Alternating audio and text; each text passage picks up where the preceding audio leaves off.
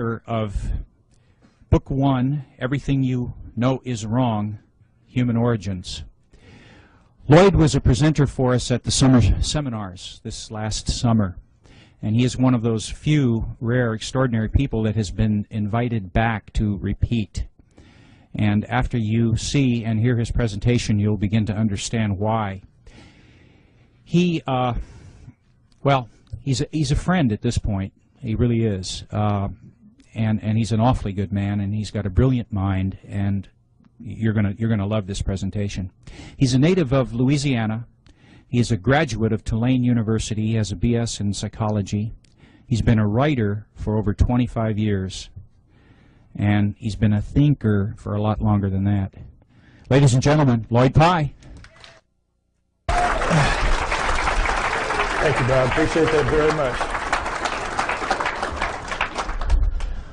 For those of you that have seen this movie before, you're going to notice that the front end of it is going to be missing. I'm not going to do the part about Darwinism because I'm going to add some material at the end that I didn't have at the last time, and I think you'll find it interesting. So what we're going to do is just start right in with the human origins, in as much as the book is about human origins, and we'll go from there. All right, can we have the first slide? All right, everybody just take a minute and look at this.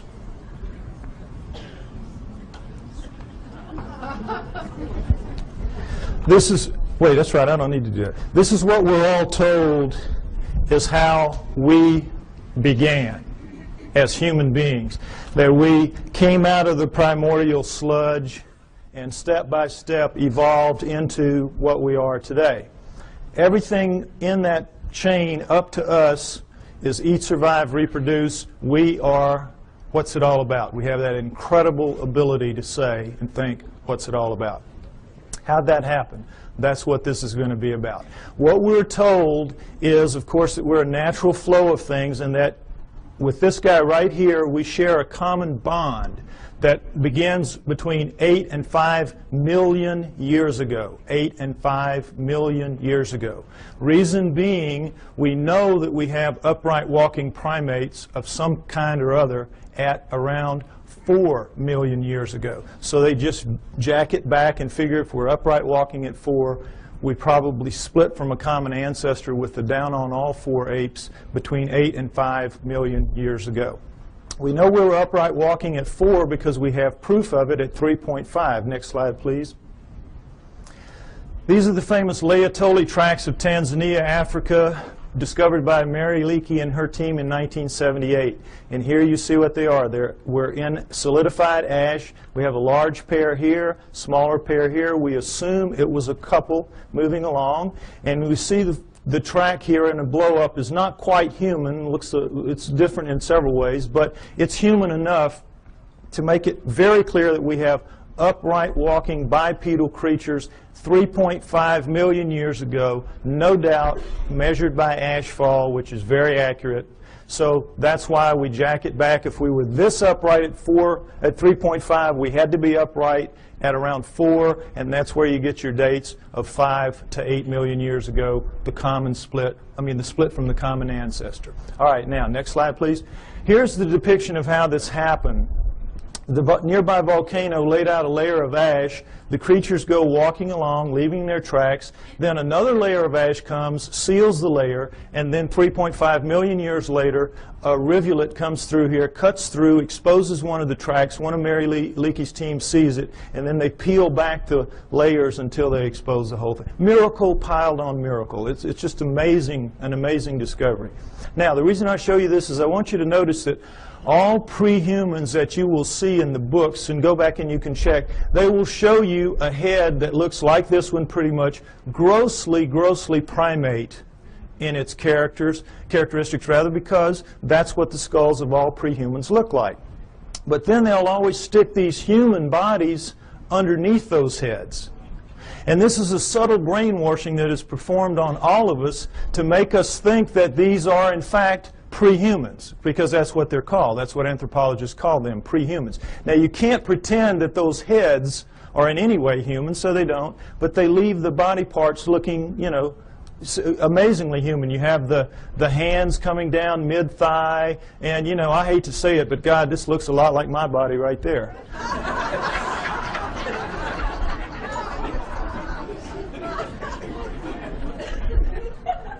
Point is, we're all being misled by these depictions, and notice them continually. It's the way I'm telling you. Now, next slide, please. Lucy is very famous. Everybody should know her story. Lucy in the Sky with Diamonds, 1974, Afar Valley, Ethiopia, discovered by Donald Johanson and his team. She is the first of the so-called prehumans. They are the Australopithecines, and she is one of the first types. Now, what we know from her is a remarkable amount, because we have 40% of her body recovered. With mirror imaging, that gives us 80%. So much more than any other fossil at the time. It was just amazing. So we know a lot about her. She stood about 3 feet 6 inches to 3 feet 8 inches tall. Very diminutive relative to us. But her bones, all of her bones, are much more robust than ours. Her upper arm bone here, for example, which is much longer than ours would be if it was a human that size. This arm bone it would end about right here. Also, it would be about that thick. So we can see she's much more robust than we are in all of her dimensions. She has the head of a chimpanzee, which we cannot tell from her skull, as you can see, but from others like her. Head of a chimpanzee. But we do know that she walks upright because we have her hip joint and her pelvis, and we have her, particularly her knee joint, all of which are amazingly human. So we know she walked upright, no question about it. She was an upright walking creature. Just didn't have bones that looked anything like ours, or a head for that matter. Now, one other thing I want to point out about this is the people that are paid to go out and find these fossils, these pre-human fossils, are paid to find pre-human fossils.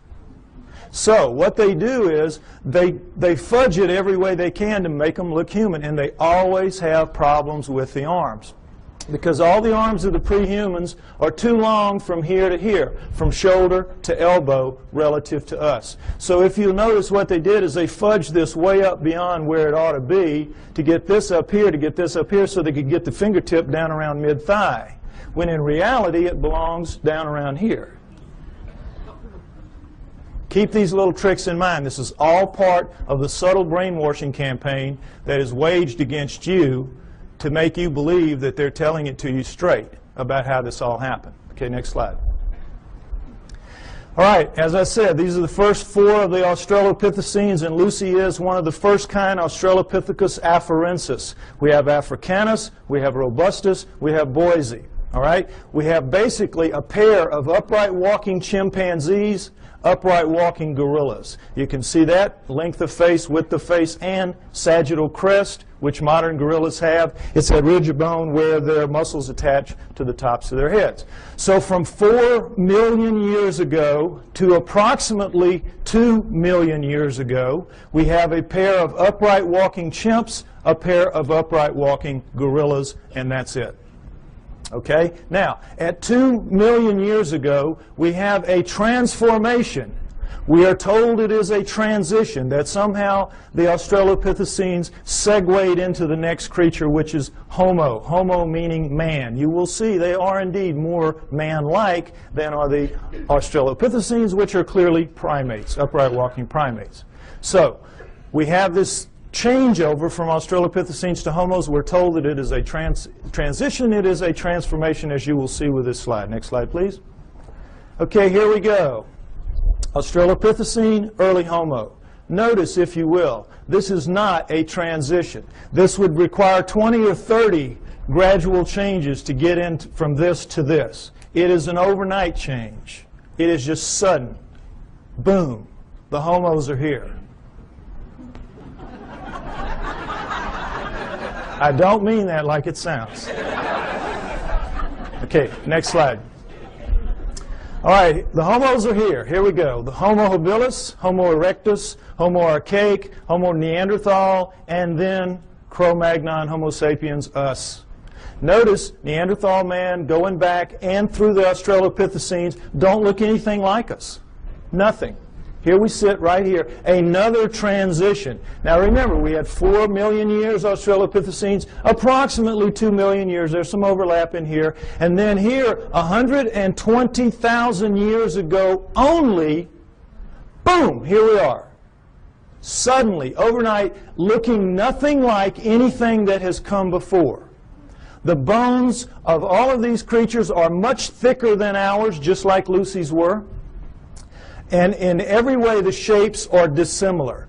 They do not have, it's hard to tell looking straight on, but they have no foreheads. Their foreheads go straight back off their huge brow ridges, neither of which we have. We have nice forehead here. We have no brow ridges. Huge, round, nocturnal vision eyes. So did the Australopithecines. These are primate eyes. Primates have this kind of eye.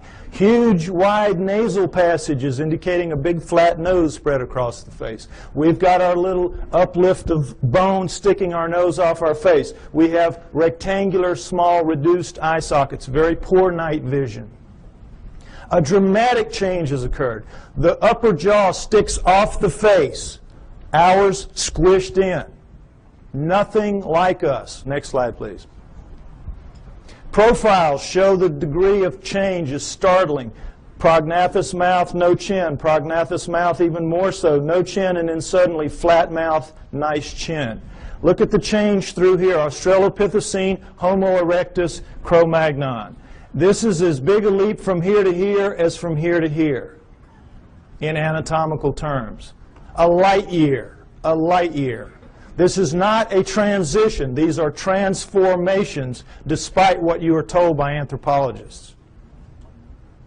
Next slide, please. Now, am I making it sound my way just because the heads go that way? No, let's look at a whole body. This is a Homo erectus called the Lake Turkana boy. Homo erectus, Lake Turkana boy. Now, notice, if you will, this guy's about 12 years old. His molars have not erupted yet. He already stands 5'8".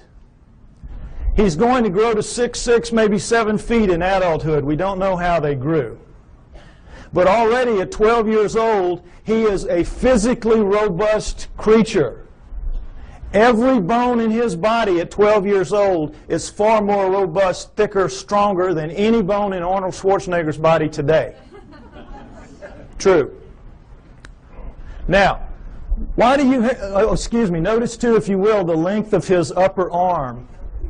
And he has some shoulder socket here, so they had to put it in the right place, so that forced him to put the fingertip pretty near where it belongs. It belongs a little bit lower, but pretty close.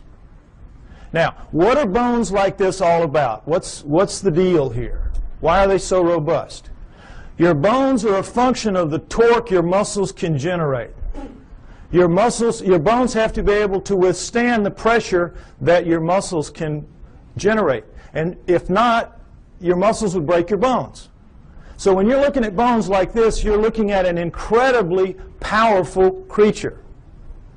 What are you looking at? You're looking at primate bones, primates of the earth.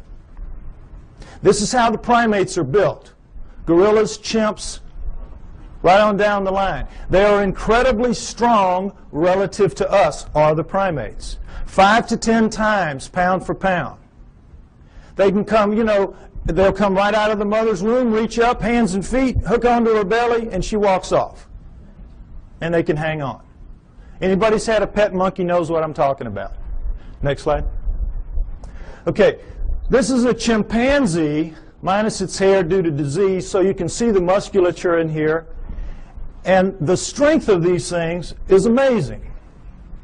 Amazing. You could take a male chimp like this, not a gorilla, and put it in a room with Mike Tyson.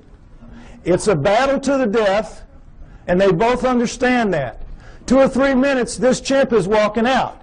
Now, he may be missing an ear or two.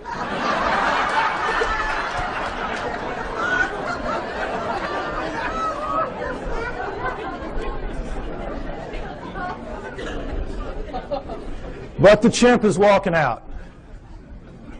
The chimp can tear him limb from limb, literally, apart. Understand that. Primate strength is nothing at all like human strength. Next slide. Same thing for Neanderthals, our supposedly closest nearest kin until just recently. Neanderthal fingertip bone, human fingertip bone. Segment of Neanderthal thigh bone, human thigh bone. Look at the difference. Not even close. This is quarters to dimes, shovel handles to broomsticks. No comparison. Our supposed, and we used to be told, absolutely, they insisted, they swore. We came directly from those guys. Even looking at this kind of evidence, that is what they insisted.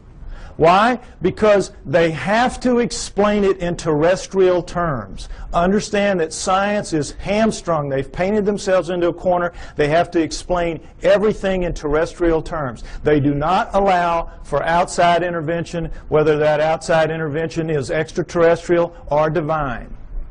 And so they have to come up with explanations like this to suit the data, which doesn't at all support their conclusions. Okay, next slide. All right, here's the drawing that shows it a little more accurately what the prehumans are vis-a-vis the humans. Notice that in the drawings the hands are down pretty much where they belong relative to ours. Also notice the rib cages are the upside down funnels of primates in the prehumans as opposed to ours. What's the situation there? Well, you can't tell it very well from here, but all of the prehuman heads are stuck on their bodies like that, the way primates are. Their heads are down in on their shoulders. Only we have that elevated neck sticking our head up off of our torso. They also have that extra arm length and that extra power, and so they need a bigger fulcrum up here to wing their arms and do what they have to do. So all of that extra muscle mass plus the head torque down in there squeezes out the room, and so you're going to get that pinched off triangle that primates have. And we, with our shorter, lighter arms and lighter bones, we don't need all that muscle mass, and we got our heads sticking up, so we have a completely different rib cage. I want you to understand that. Now, the main thing to understand here is there is not a single human bone in the so-called prehuman fossil record. The main thing I want you to understand, there's not a single human bone in the so-called prehuman fossil record. And guess what? Anthropologists will not argue the point with you. An idiot can see it. An idiot can see it. All you got to do is point it out to them. Well, they know that. So they say, you're right, you're right. There's not a single human bone in the prehuman fossil record, even though we insist that these are indeed prehumans. The reason we can get away with this is because we're going to put somebody right in here that's going to show a transition between these guys, and that is the missing link, the famous missing link. You've all heard about that. This is what it is. This is the thing that's going to stand right in here and miraculously show a smooth transition from this to this. Well, I tell you what, if the missing link was here today, he would need about 20 or 30 cousins standing right beside him, showing enough gradual transition to make this plausible. You don't just get one missing link. You need dozens to make this theory work of gradual transition, the Darwinian paradigm. And they don't even have so much as a fingernail, not a fingernail, of the missing link. Which leads us to conclude that Charles Darwin is a blowed-up peckerwood.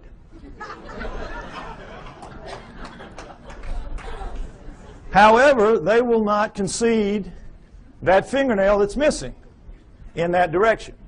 Darwin's still intact, everything's still okay. Missing link's going to show up. It's been 140 years, not yet, but he will show up. Okay, next slide. All right, the throat thing, I want you to get that clear in your mind.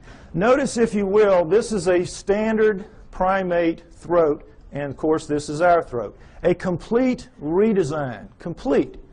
Not least of which is the fact that they can breathe and eat and swallow and drink at the same time and not choke. We, of course, you know what happens when we do. The peas come out of our nose when we start coughing.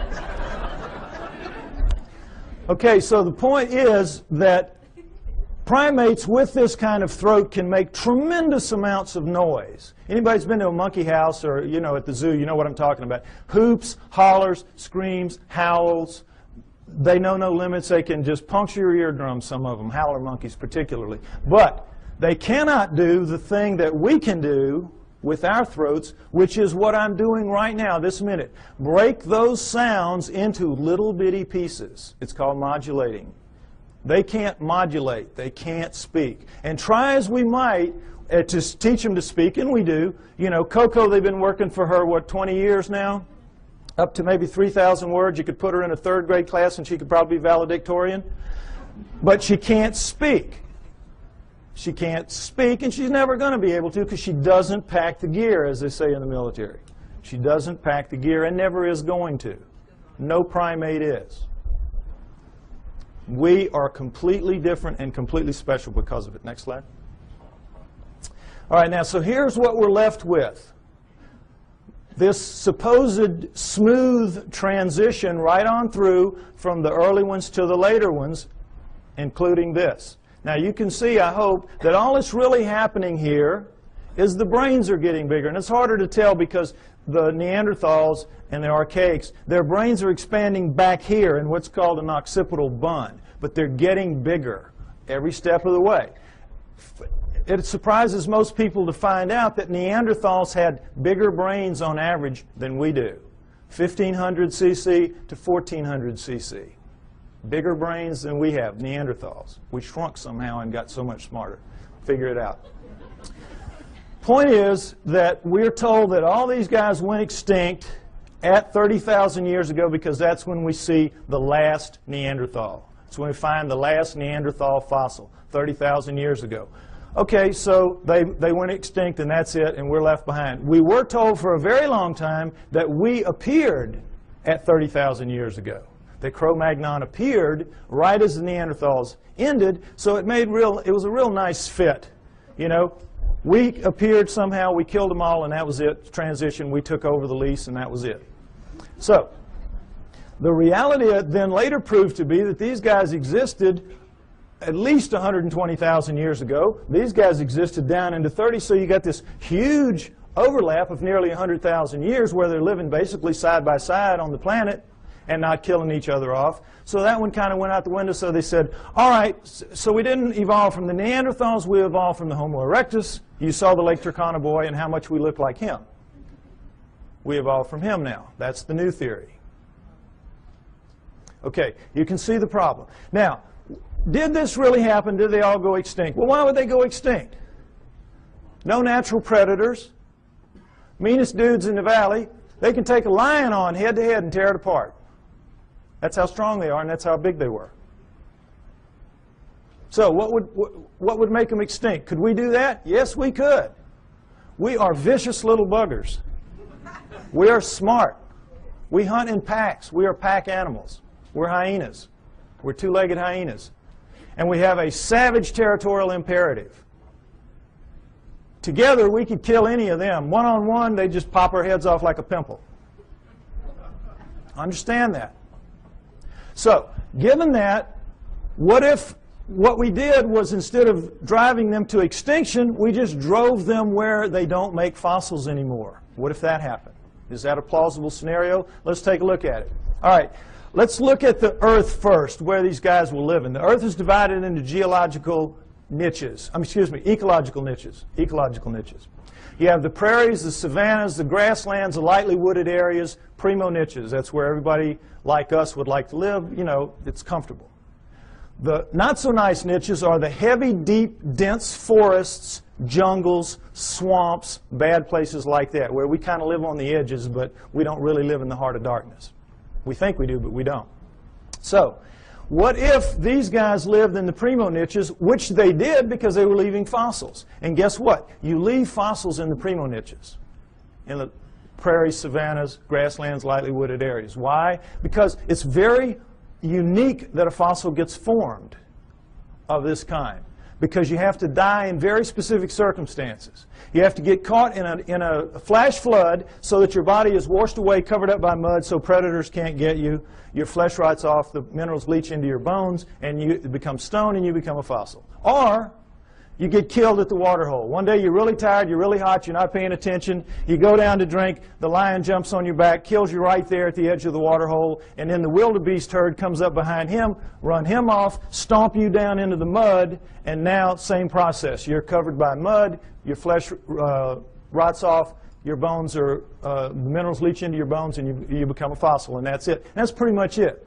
It's very hard to form a fossil otherwise. And so we see how miraculous that process is just to make them in the first place, and then millions of years later it washes up, or whenever it washes up, and somebody sees it that knows what it is and can recognize it and can save it. It's miracle stacked on miracle. That's why they're so few and they're so rare and they're so precious, because of that. Now, understand this, that in the deep woods and jungles of the world, they don't make fossils. Doesn't happen. You get your water out of the environment. You don't have a water hole. You get out of your food and things like that. It will surprise you to know that there is not, to this day, a single solitary fossilized bone of a chimpanzee in the world that we know about. They just don't make fossils. So, instead of them all going extinct, why don't we just postulate that they lived in the primo niches? This guy arrived sometime prior to 120,000 years ago when he starts leaving fossils. And he issues an eviction notice to all of these. Get out of town. We're here. We're taking over. And they do. And there'll be some skirmishes. They'll kill a few of them. And these guys, you know, they're not that stupid. They'll figure it out. These guys are bad news. We've got to move. And because they're adapted to the planet, we've seen the millions of years they're here. They're adapted to this place. They can go pretty much anywhere they want to, and so they do. They just walk until we don't chase them anymore, and that's into the deep woods and the jungles of the world. And if that scenario is true, and I postulate that it is, then it would explain the hundreds and thousands of stories that we have from around the world of what? Upright walking, hair-covered creatures living in the deep forests and jungles of the world, every continent except Antarctica. The hominoids. It explains the hominoids. You with me? Okay, next slide. Let's take a look at a hominoid. Here we go. This is a statue of a Bigfoot Sasquatch type, carved Willow Creek, California. This gentleman's about 5'7". I'm 5'11". You can figure that if that thing was here, his head would be up about right here. Okay? There are 4 kinds of hominoids. 4 kinds. We know of 2 in the West primarily. Sasquatch Bigfoot, this kind. Abominable snowman Yeti. And then there are 2 other kinds that are dominant in other parts of the world that we don't know very much about. The Almas and the Agagwis. Okay, now we're going to go over them. They're pretty much the same, except for size. All right, the Bigfoot Sasquatch kind, as you see, 7 to 10 feet tall, 700 to 1,000 pounds on average. The giants, the big ones, the ones you hear the most about. The Abominable Snowman Yeti, man-sized, 5 to 7 feet tall, 300 to 600 pounds, lives exclusively in the Himalayan ranges as far as we know. Taken together, those 5 ranges are as big as the United States, plenty of room to roam, but they are not on all continents. The Bigfoot Sasquatch kind is. The third kind, Almas. The Almas. They are found primarily in the mountains of southern Russia and western China, the Pamirs and the Caucasus, and the Altais and the Tian Shans. But they are also elsewhere in the world, including in the United States. Man-sized again, 5 to 7 feet tall, 300 to 600 pounds. Fourth kind, the Agagwis, about 4 feet tall, weigh about 200 pounds, the pygmies of the group. All right? Now, you might remember, ironically, there were 4 Australopithecines, 4 early homos, and what a surprise, there are 4 types, basic types of hominoids. Interesting, isn't it? Now, what they are is this. The Bigfoot Sasquatch kind live in what is called lower montane forests. Now, in mountainous terrain that are covered by trees, and if you've done any flying in the Pacific Northwest, you know what I'm talking about, the lower trees are called lower montane. As you go up, you get into upper montane. The Bigfoot Sasquatch lives in the lower montane. The Abominable Snowman lives in the upper montane forests of the Himalayas. You get the idea, Abominable Snowman, he lives up in the snow. Nobody lives in the snow. There's nothing to eat there. They live in the upper valleys, and you see them occasionally as they cross from one valley to the other by going over a mountain, the snow part of it. Okay, now the Almas also live in the lower montanes, but they're more flexible. They also seem to be the smartest, and this is not to say they're anything like us. They're just very smart animals. The Almas are. I think they're going to prove out to be living Neanderthals. The evidence is strong that the Almas are living Neanderthals. Okay? The Agogwes, the fourth kind, the pygmy kind, live in the jungles of the world. That jungle band that goes through South America, Central Africa, and Indonesia, that area.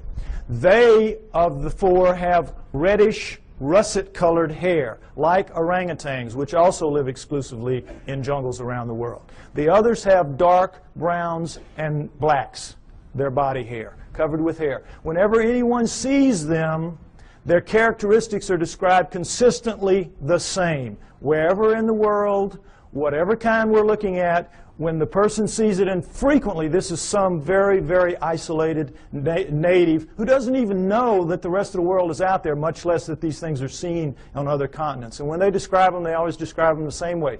They say, no forehead, huge brow ridges, big round deep set eyes, big flat nose, although this one isn't so big, but big flat nose up against their face, mouth sticking off their face, no chin, head tucked down into their torso, very long arms dangling around their knees, very thick, muscular, robust bodies, and covered with hair from head to toe.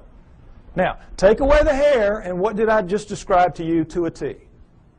The pre-humans. Am I right? You saw the skeletons. You saw the bones. The pre-humans. What does this lead us to believe?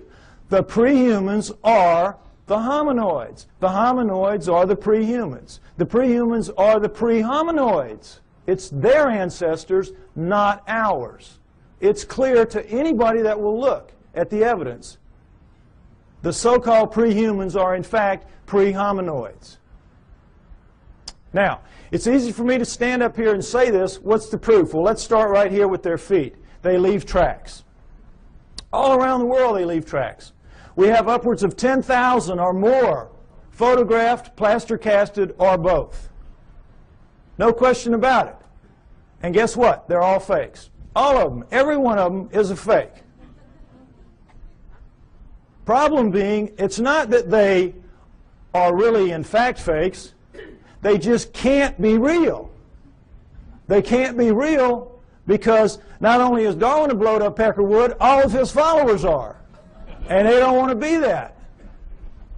So these cannot be real, even though they are. Now, is it possible that they could all be fakes? All these tracks could be fakes? Could they fool everybody? No. Why? Because we know a lot about it. Let's take a look. There's a science called ichnology. And what an ichnologist does is he studies the tracks left in fossils by creatures going millions of years back. Show them a fossil, they can look at a print or a track or anything. They can tell you what made it. There's a whole science to it. If you go back into prehistory, all of our primitive tribes, the one thing you had to pass on to your children was how to read the tracks in the area and know what they were, so that they could feed their family out of the environment and so they could keep from feeding some wild animal's family. Very important. If you took everything we knew about, remember Tonto and those Indians, boy, they could just smell a track and tell you 20 things about what made it. We know about tracks. And this is two of the basic things we know. That when any living fleshy foot, like a human foot or a hominoid foot or even a camel pad, it doesn't matter, makes a track, puts a track down, the subtle interaction of bones in the foot, in our case it's 26 bones, 33 joints, dozens of muscles, ligaments, and tendons, makes a very subtle movement and lays it down in a very specific way from the midline out. And so it leaves a distinctive print with little lines in here called compression lines. Next slide.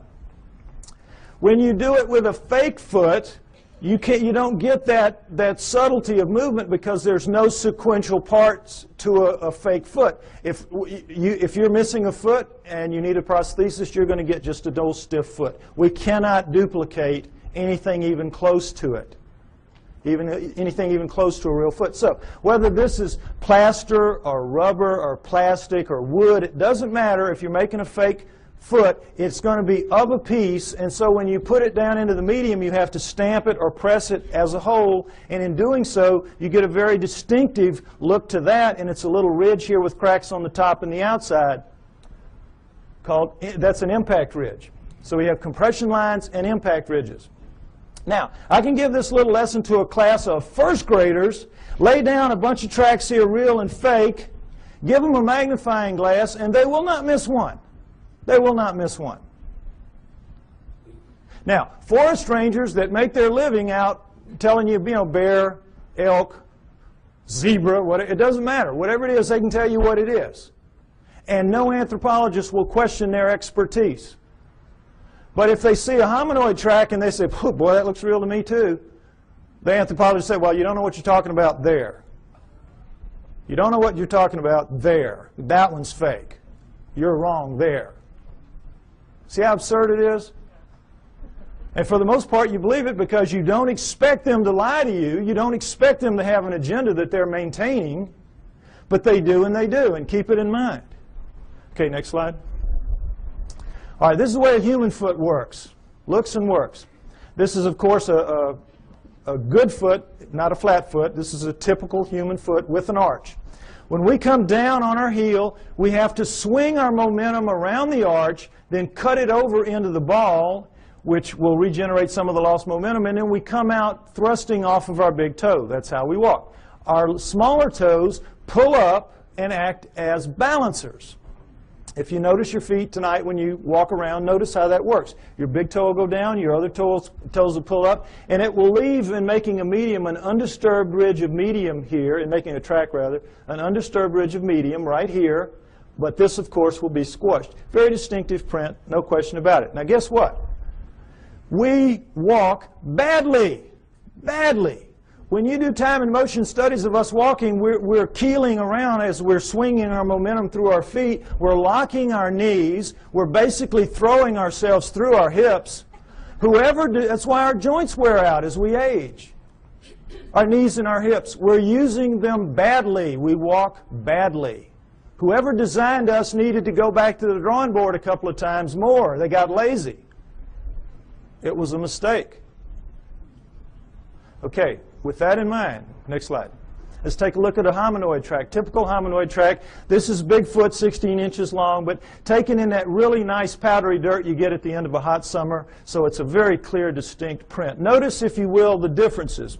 We have a midline about right here, ankle shifted very far forward, heel extended back here and very much widened, forefoot shortened very much and widened, all 5 toes looking about the same shape, ironically, square, and all 5 toes acting as balancers, because you have medium all the way through here. So you're getting the forefoot thrust coming out completely of the ball area, which is dented in, and it's like a 2-part motion, sort of. So they have a completely different foot. It's a completely redesigned foot. Why? Completely redesigned creature. Much bulkier, much heavier, much denser, much more robust. So you need a different kind of foot. No arch is going to support that kind of weight, so you have no arch.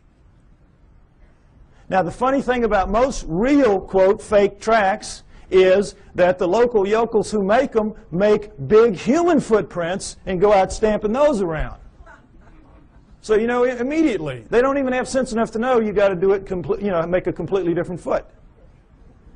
But the main thing to notice here is, remember, in our motion, we walk here, we go here, we do this, and we're very awkward. Look at the line of thrust here. Straight shot. What does this tell us? He walks right. He does it better than us. He does it the way it's supposed to be done. He or she does it the way it's supposed to be done. Isn't that interesting? Next slide. Okay, this is something else that the best hominoid tracks have. Dermal ridges. Now, it's kind of hard to see, but dermal ridges are your fingerprints on your feet. Fingerprints on your feet. This is why they take a baby's footprint when it's born. Finger's too small to deal with, just stick its foot on. Same thing. Individual, unique. Dermal ridges. And there you... Oh, I think my battery's running out. Oh, no. No, when I put it down here, it goes out. I may need a replacement part here if anybody's got one. Yeah, I know, but I think it's just because I shook the battery a little bit. All right, anyway, point is that whoever's faking these things out around the world, thousands of them, is taking the trouble to make articulating feet that if they would just put on the market, they could make a fortune in the prosthetics industry. And then they're taking the trouble to incise dermal ridges when lasers would have a hard time doing this. I mean, criminals, if this was easy to do, criminals would get their fingerprints fixed, would they not? Instead of cutting them off. Lasers really couldn't do this kind of work, I don't believe. Oh, okay. Okay. Thank you. No, I got it. I'm going to go with this one for now. Okay. So, you with me? It's a conspiracy to end all conspiracies, this making the hominoid track conspiracies. And what I'm trying to get you to see is that is in fact absurdity piled on absurdity that they're asking you to believe. And again, for the most part, you do believe that. Most people who came in here today probably believed everything that the tabloids have to say about the hominoids. Problem being, if the hominoids are real, what does it mean? We are off the flowchart of natural life on Earth, and they don't want that to happen. Neither science nor religion. So in this instance, they hold hands and walk down the path together. Okay, next slide. All right, check this again. Comparison, Bigfoot track, plaster cast, human foot, just to get this in shape in your mind again. Next slide. All right, another pair of hominoid tracks, as you can see. These are so grungy looking on the soles because they were taken out of clay as opposed to dirt, as you saw earlier. But in every other way, they're hominoid tracks, are they not? We found, they're found together, so we assume it's a male and a female, like the two that we saw walking along at the Laetoli tracks. Right? Would everybody agree? This is as hominoid as it gets, right? Wrong! Guess what these are? Neanderthals. These are Neanderthal tracks, absolutely and without doubt. Toriano, Italy, a cave 30,000 years ago. Neanderthal artifacts all over the place. Neanderthals. Bona fide. Now, what does this tell us? It tells us that the Neanderthals, for sure, are hominoids because they got hominoid feet stuck on them. Plus, they got hominoid heads stuck, as you saw from the skulls. Furthermore, we can assume, I think, fairly, that every one of the ones we saw earlier, all the way back to Lucy, 4 million years worth, had feet just like this and were, in fact, hominoids. The track you saw at Laetoli, remember the one down in the corner? It looked a heck of a lot like that, didn't it? The hominoids are the prehumans. That's the point I keep trying to make. Now, I'm extrapolating a little bit here. I'm taking a little risk because we don't have the feet nor the prints of any other prehuman. We just have to go with logic. But guess what we do have? We do have the feet of Neanderthals. Next slide. Here we go. Neanderthal foot, human foot, Neanderthal. Can everybody see this down at the bottom? I'm sorry, it's kind of low. Take a look so you can see. Stand up if you have to, be like a football game. All right, here's the deal. Notice there's no comparison. Look at the heel bone of the Neanderthal relative to our little nub of the heel bone. Look where our ankle base joint is as opposed to this huge, this is it, this is bone here. This is our little base joint compared to this giant base joint here and the squeeze forward of it. Notice, if you will, the great foreshortening of the forefoot and the widening of it relative to ours. Look at the skew. You can see the skew in the foot. See how squared up and solid that is like a rock. Look how much our big toe dominates our little foretoes and how much these are much the same. This thing is built for balance, for solidity, for stability. We got a crummy foot, folks. Crummy foot and a crummy walk. We ought to complain to the boss about this. You can see why this thing walks so smoothly. It's just kabloom, boy. It's just perfect for maintaining balance and stability, carrying all that heavy bulk and weight. Good design, bad design. Next slide. Okay, if I'm right, they're out there, all these places. Where are they? All right, let's take a look at the world. Take away the deserts, take away the tundra, and what you're left with is arable land. Arable land. All right? This is where they live, in the black parts. The heavy, dense, deep forests and jungles of the world. This is where we live, the nice, cool, open areas, the pinks, the blues, and the purples. The primo niches, that's us. All right? Now, Broken down, that is 55% for us, 45% for them, moving toward 40% for them. As you know, we're cutting down forests like crazy. It used to be 55% for them, 45% for us, 500 years ago, approximately. Okay, so you look at this and you say, well, wait a minute, we're sitting right here in the desert. We live everywhere. No, we live in most of these environments, but we don't live, for the most part, up in these areas, in the Himalayas and here and in these jungles. If we live in the jungles, we live on the river. We don't live in the heart of darkness. When we have to live in the heart of darkness, what do? We cut it down. We'll cut roads through here, but we don't live in it, where we've got to hack our way through every day to go to school or to the store. Just isn't going to happen. We're not physically designed for that. Our skin won't take it. If we didn't have clothes and couldn't defeat the natural order of things, if you were to strip everybody in this room naked and put us out there to live like everybody else has to live, most of us would be dead in a few weeks from radiation poisoning. Those of us who have black skin would have a chance to make it to the equator, but couldn't stay and live in cold climates. We're not physically adapted to this planet. Understand that. Our skin does not let us go except in certain niches, the primo niches. So, understand too that we think we live in every one of the nooks and crannies out there. We are masters of all we survey. That's what we're told all the time. We're humans. We're masters of all we survey. We do not even survey all that we claim to be masters of. It will surprise you to know that of the United States alone, fully 25%, 1/4, has never once been foot surveyed because it's just too hard to get in there and do the work. We survey from the air those areas. We do not go. We're not as tough as we think we are. Now, also understand that the hominoids are not just restricted to these areas.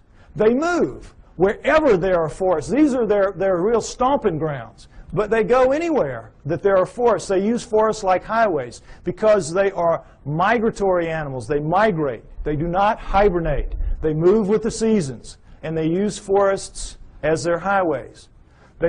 As they live in the forests, they do a split shift with the bears. Bears work the day shift, they work the night shift. It is. It's how it works. Also understand that of the 5,000 quality sightings that we have in the United States and Canada, now I'm not talking just, skimpy ones. I'm talking good quality sightings, 5,000 in the last 50 years, half have been east of the Mississippi River. Every state has them, except possibly Nevada, maybe the mountains north.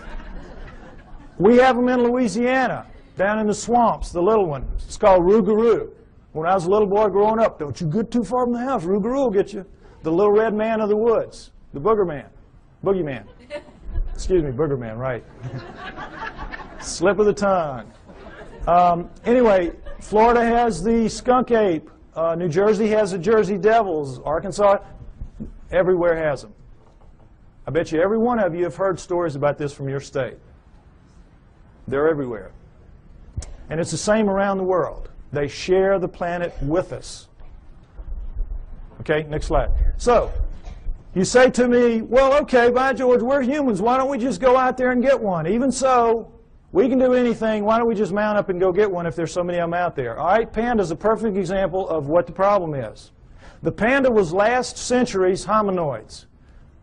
Rumors would come out of China of this black and white bear that ate bamboo. And, of course, every PhD in the world sitting behind his little desk does not even have to get his fanny up out of the chair to say, well, forget that. We know they have black bears. We know they have brown bears. We know they have white bears. But they're all carnivores. No vegetarian bears. You kidding us? Ridiculous. And then in 1869, a French naturalist goes to Sichuan province, China, and sees the hide of a freshly killed one hanging on the wall, and he knows they're real. So every zoo and museum mounts up the expeditions that you would like to see mounted up today to go out to find the next panda and bring it in. Serious. Now we're talking Sichuan province, an area the size of the state of Arizona, very mountainous, hilly terrain, difficult terrain, covered with bamboo rather than woods, but in every other respect, like the environment that hominoids will be found in. How long do you think it took those teams? And this is back in the 1800s where people really knew their way around the woods. How long do you think it took? 60 years. And quit giving away my punchlines. Don't do that anymore. 60 years. 60 years. Those of you who've seen the movie, do not give away the punchlines. Okay. Now, it sounds like a gross exaggeration, and it is. They only looked for about 30 years. This is where Ivy made the mistake. They only looked for about 30 years, and then they gave it up. And they said it has to be extinct now. And then 30 years later, Teddy Roosevelt's sons are out there doing some sport hunting, and they kill one. Okay? So then they mounted up again, knowing that it's for real now. And because they had learned so much in the interim, they began to get them. And over the next 20 years, they brought in 6.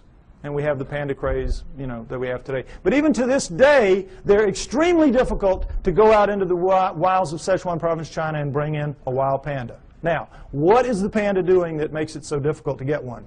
Well, as you can see, it's very brightly colored and stands out very distinctively against its green background. It lives during the day. It eats a very restricted diet, bamboo. It's very slow-moving. You see them move in zoos. They're as stupid as a bag of hammers. They can't even reproduce in zoos. Can't even find each other or figure it out. I mean, how stupid do you have to be? Anyway, the point is, they're not doing anything. They're living their lives, and the problem lies with us. We can't hack it in their world very easily. We think we're masters again of the world. We're not. We're not. And where they live is where the hominoids live. And the hominoids are bigger, faster, stronger, operate at night, eat anything. In their world, they can hear better, see better, and I'm absolutely sure think better than we can. We're not going to just mount up and go get one because we've tried it many times and it hasn't worked. We're only going to see them by accident, encounter them by accident. And that's when it happens, and it happens a lot. We have good evidence on record of these encounters. Next slide. We're going to go over a few. The famous Patterson film. Roger Patterson took a film of a female hominoid walking along a creek bank in 1967, October. You all saw this, well, not all, but some of you saw this recently on a television program called World's Greatest Hoaxes. All right? That itself was a hoax. That program was a hoax. I wrote a long email about this, and it's on my site if you'd like to read it, www.lloydpye.com. It's a defense of the Patterson film showing what they did not talk about in that program, trying to make this film look like a hoax and pick on it, as people will do occasionally. There's no doubt that this is a bona fide film for a number of reasons we're going to go over. All right. First of all, it was a bright, sunny day, as you can see. What happened was the sun was shining such that it was glinting off of her shoulder and thigh as she walked, and you could see her muscles rippling in her shoulder, in her thigh, as she walks. In good slow-mo close-up, you can see that, which they did not provide in that program. All right. If that's a person in a suit, the suit has to be glued to naked skin. In the gluing process, you lose that flexibility, that ripple. The only thing that looks like this does in this film is real skin over real muscle working. So we could stop right here. It's real just based on that. Right there. But we don't have to stop. The arm, if you've all seen her walk, she walks along like this. She drags her arm down around her knees where everybody says, the hominoids do. Why? The elbow articulates right here, which is much longer from shoulder to elbow than a human. If that's a human in a suit, impossible. You can't get an elbow bend at the same point. So we could stop right there. Solid proof that that's not a human being in a suit. But furthermore, Jerry Romney, the guy they said was in the suit, they stuck him with breasts. What would they do that for? Why go to the problem? Why go to the trouble? As she walks along and she turns back to face him, you see the breasts sway, and she takes a couple of steps, and you see that nice jiggle that we all know. If it's a person in a suit in 1967, it's going to be those early silicone jobs. Remember those? Absolutely real right there. Furthermore, she left tracks in the hard-packed sand of the creek bed. 1 inch deep. We have pictures, we have casts. That cast you saw earlier of the cast in the foot, that was her foot. No question, inch deep, walked a 200-pound man beside her not long after. He sank about 1/4 inch. So we know that as she stood there doing this, she weighed 600 to 800 pounds. Fake that. That's got to be a real lead-lined suit. 600 to 800 pounds as she walks. So we know that it was a legitimate film. Furthermore, as they pointed out in the program, with the fake films, they can never tell you where it happened and who did it, who took it, because they don't want that guy to be grilled and they don't want experts to go and measure one limb here and know how tall it really was. Well, what Patterson did was he went right out fast as he could and begged every expert in the area that he could call, every anthropologist and zoo person, come out, bona fide sighting, please bring dogs. And you don't want to bring dogs because these things have a very powerful body odor that even tracking dogs will recoil from. If it's a person in a suit, it's like the suit's not even there. The dogs are after it. Patterson did, of course, no expert came. Needless to say, they never do. You can't get them to go because they know what will happen. A young man named Grover Krantz went out early in his career as an anthropologist, took a look at one, and he said, it looks real to me. And it's 30-some-odd years later, and I think he's still trying for tenure. They've made a tremendous example out of Grover Krantz for what happens to people who side with the enemy in this issue, which is a very volatile, very sensitive issue. Okay? So no experts would come, needless to say. Patterson did everything right that he could except film something that could be real. Other than that, he was great. Okay, next slide. A man named Albert Ostman, picture taken in 1957, talking about an event that occurred to him 33 years earlier in 1924 when he was a young man, a timber cruiser in the woods of southern British Columbia. He's taking some time off. He's out looking for gold mines, lost gold mines. He's sleeping in his sleeping bag one night, and suddenly Big Hand picks him up, shoves him to the bottom of the bag, slings him over its back like Santa's bag of toys, and scoops up his camp stores with the other hand and walks off with him. He is captured by a Bigfoot. He has marched for about an hour. He's got barely enough room at the top of the bag to breathe. The hand couldn't get quite around the bag, so he had enough room to breathe, but he's stuck down the bottom of it. It dumps him out an hour later or so, and he's in a 10-acre basin of high rock walls where he can't get out, and there's one opening opposite where he is, and over there is the den of the living quarters of the male Bigfoot that got him, his mate, and their 2 offspring, a young male and a young female. And Albert Ostman stays with them for 6 days before he can figure out a way to escape, which is very funny, very clever. Not going to go into it. Takes too long to tell. It's in the book, okay? But he gets away. The point of the story is not how funnily he escapes, but that he doesn't tell anybody for 33 years. Keeps it to himself, thinking everybody would think he was crazy, which they would do. And then in 1957, he reads an affidavit in a paper by a man who saw one picking berries. And the man said, if anybody has an experience like this, would you share it with me? So Ostman writes him a letter and says, this is what happened to me. Well, when people found out what happened to him, the roof fell in on the poor guy.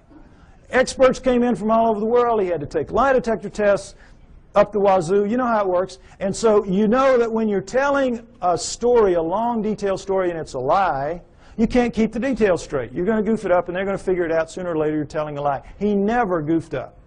He passed all his lie detector tests. No, anybody that had anything to do with him, just read the testimonies, say he was absolutely A+ straight-up guy, telling a true story. Next slide.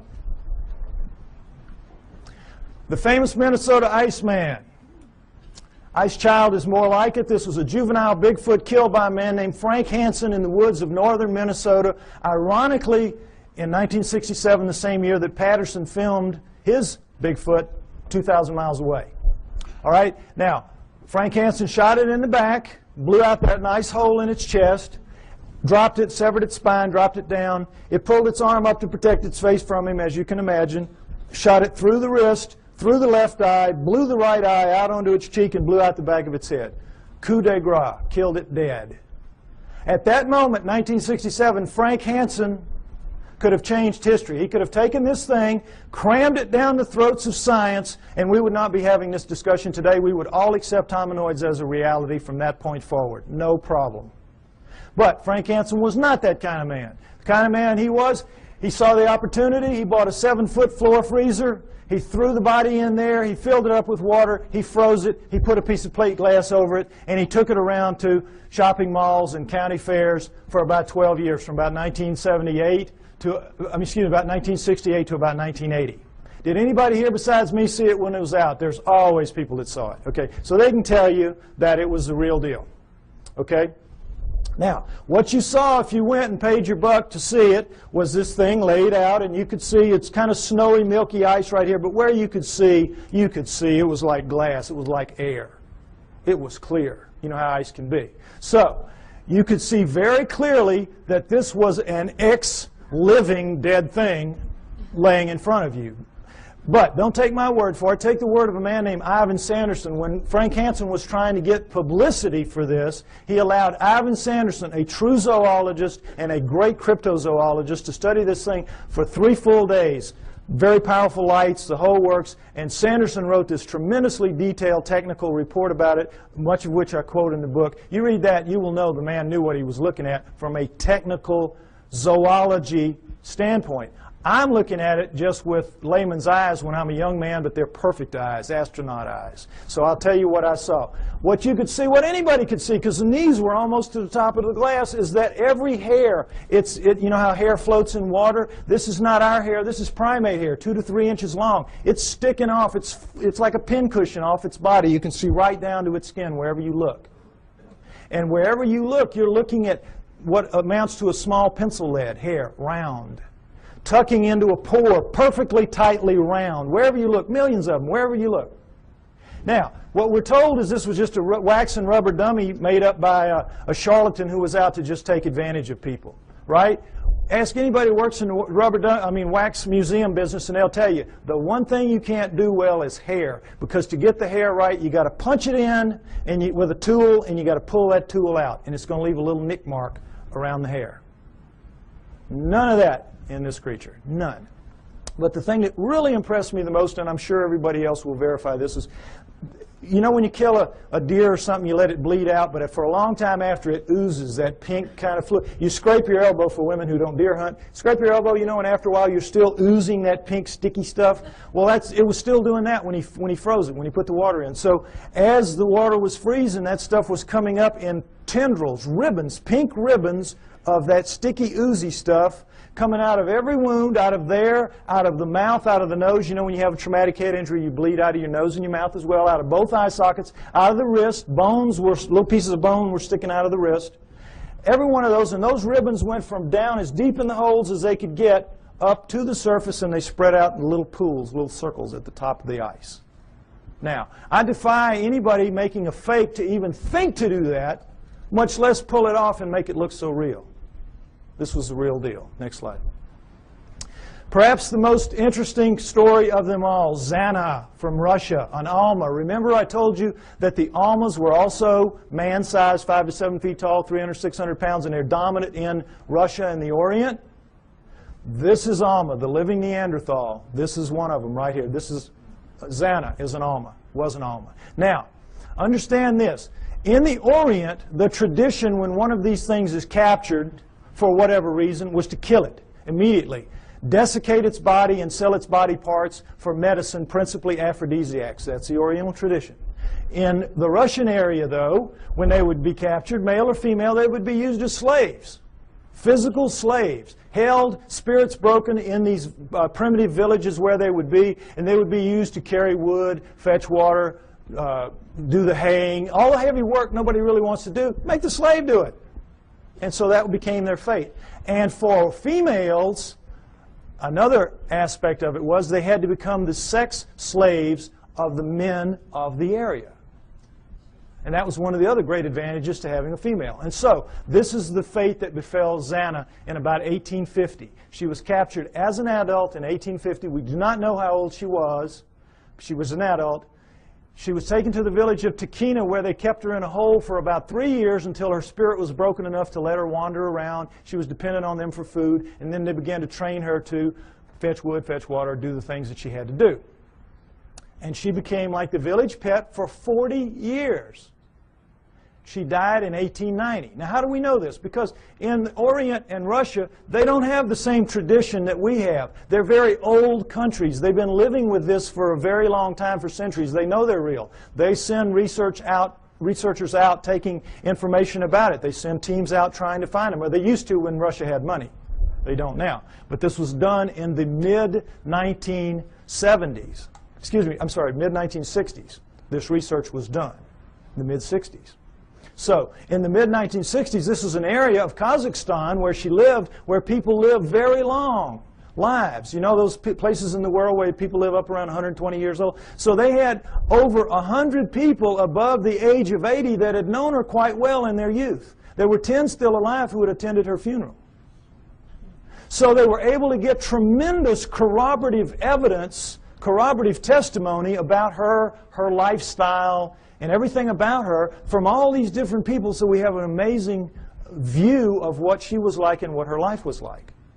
Again, a lot of which I go over in the book. But the main thing is that she never learned to speak, but she learned the language. They could talk to her and she'd know what they meant. And while there, she gave birth 8 times to hybrids with men of the village. 8 times. Killed the first 4 accidentally because her kind apparently washes the newborn off immediately. She would take it to the freezing glacial river that ran through the village, and because they had so much human in them, it would kill them. So the last 4, the village women took them from her at birth and raised them on their own because they looked so human. And every pair of hands was very valuable in one of those primitive villages like that. And so they raised them up, and they became Russian citizens. Married, had children. Her great-grandchildren are alive in Russia to this day. I know, it's an amazing story. Now, what do people say about her children? Well, everybody said that they were indeed taller than most, bigger than most, a little more robust than most, but not giants, not superhumans, just strong, you know, big and strong people. Darker skinned than most, but not truly Negroid. Hair like, you know, everybody, but not covered in hair like she was. Average intelligence, not wizards, not stupid. Ugly enough to make a freight train take a dirt road. Unfortunately for them. But they could speak. That's the key. They could all speak. They had very high-pitched voices, but they could speak, which allowed them to integrate into the community as humans, even though they were clearly not quite humans. So the researchers were real excited to get all this information. It's like, wow. And they knew where she was buried. She was buried in the village cemetery. Unfortunately, this is a Muslim area. They don't mark gravestones there. So they knew she was in the village cemetery, which had existed for centuries, and they couldn't say just where because of the 10 people that were alive. They all had different memories of where it had been. Who knew that 70, 80 years later somebody was going to care? So they couldn't decide. They couldn't, and they would have had to bulldoze the whole thing. The village wouldn't let them do that. So somebody says, well, guess what? Her youngest son, Kvit, died in 1954, only 10 years prior to this study. So they said, we know where he is. We'll let you dig him up. So, boy, they dug him up. Her youngest son, Kvit. Now, before we look at his skull, I want to say again, remember, Neanderthals had bigger brains than we did, and they carry them, we do rather, than they carry them in a bun in the back of their head called the occipital bun. All right, let's take a look at Kvit's skull. Here you go, right here. Notice, if you will, that's a remnant of an occipital bun right there. Notice how much of a forehead he doesn't have. Look at the size of these brow ridges. Look at that eye socket. Is it starting to look familiar? Look at the size of that nasal passage. Look at the size of these teeth. Look at the size of that jawbone. Look at the size of the cheekbone. But look at that chin. Allows him to speak. This is an ugly dude, kids. This is a Neanderthal, basically. This is a guy you do not want to meet in a dark alley.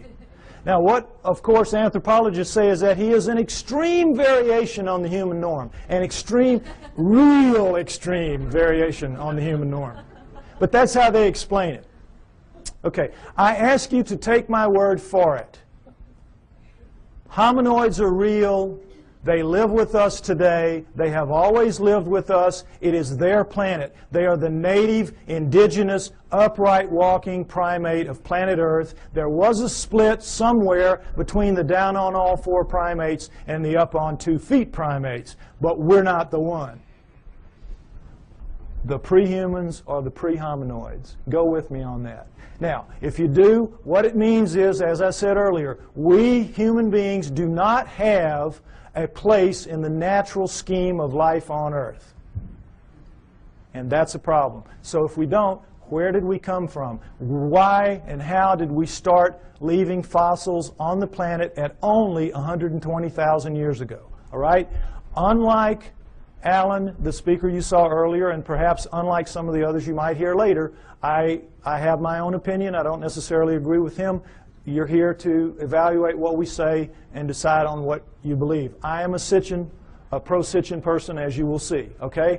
I have studied, and in part 4 of my book, I base part 4 on the writings of Zechariah Sitchin and the ancient Sumerians, because, next slide, I believe that the answer to where we came from is, in fact, going to be found in Sumer. Ancient Sumer. Modern-day Iraq, Tigris-Euphrates River, Zagros Mountains, the Fertile Crescent. And the Sumerians are the first great culture that we know to come out of the Stone Age. At around 6,000 years ago, they appear full-blown, boop, everything. Over 100 of the first that we attribute to a high culture the Sumerians produced. Now, logic would tell you, and certainly the Darwinian paradigm of simplicity leading to ever more complexity would tell you, that the first culture out of the Stone Age is going to come crawling out of the caves on bloody hands and knees. Are they not? But no. These guys come sailing out and start building beautiful cities and have education and law and everything. Next slide, please.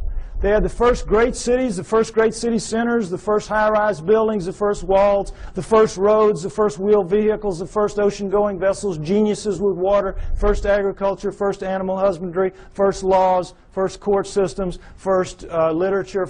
You name it. They had it. Well, everything except cable TV, maybe.